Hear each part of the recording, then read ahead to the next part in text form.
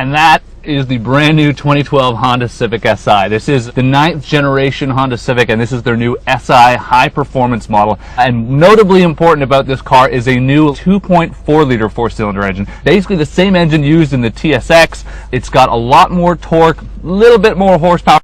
It really is a compelling driver's car.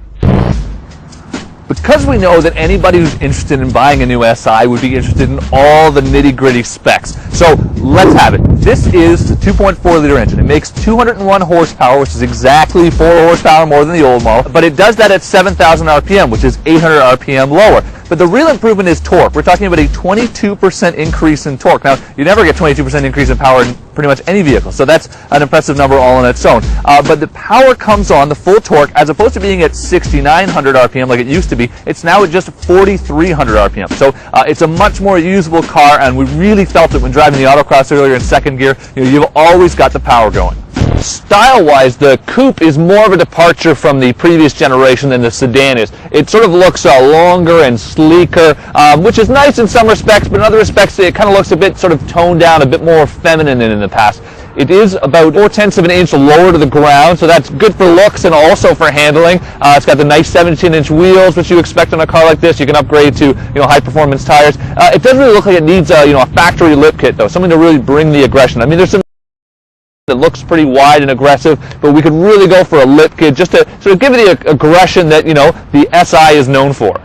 As we experienced on the autocross and driving around on the regular street, the car is a hoot to drive. Honda beefed up some other components. We're talking about some things like front sway bars are 1 millimeter thicker, and the rear sway bar is actually 4 millimeters thicker. And that really helps to deliver the sort of lift throttle oversteer that front-wheel drive cars really need. Like previous generation cars, it also comes with a good old-fashioned mechanical limited slip differential. We really find when driving this car, even with the traction control on, it really, it doesn't come on very often, because the system does such a good job of distributing power to the appropriate wheel that you just don't feel it kick in all that often.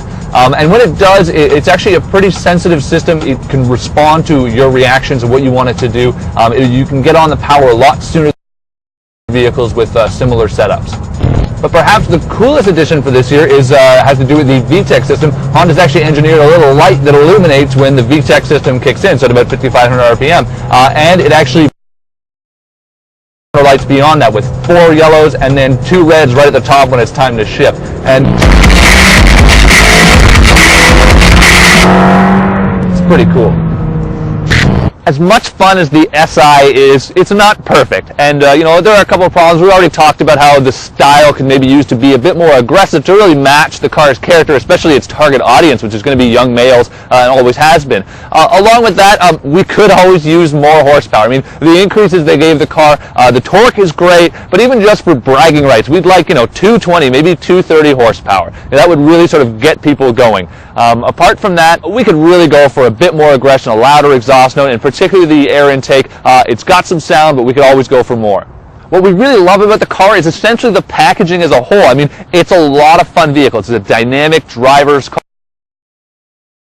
The brakes are good. The suspension's really nice. It actually isn't harsh at all like a lot of some tuner cars you find on the market. You can add into that whole handling aspect, the limited slip differential. We really like it, and we like that Honda's stuck with the differential that just has a great feeling, and you really kind of know what you're doing behind the wheel. On top of that, we can be pretty sure that while some people are, especially the tuners, will be upset with the lack of horsepower, they're hoping for more, that they will actually love tuning this car, because it will really pick up on power adders that a lot of guys buying this car will add. The 2.4 liter engine, a lot of other cars, has already been exploited. Gains are really easy to make compared to some of the previous Honda engines, so tuners will get a lot of fun out of this package. True, the new Si is not a dramatic step forward for the brand or the car, but it's really because the 9th generation car in general is an evolution of what we've been seeing in the past, and that's because they really were such solid vehicles to begin with. When it comes to a vehicle like the Si, there aren't a lot of competitors left in the segment, and it's not clear if that's from lack of demand or just because cars this good scared people off from really trying to compete at that level. But if you love driving a car that just reacts to your inputs and does what you tell it, you'll find few more rewarding rides than the Civic Si.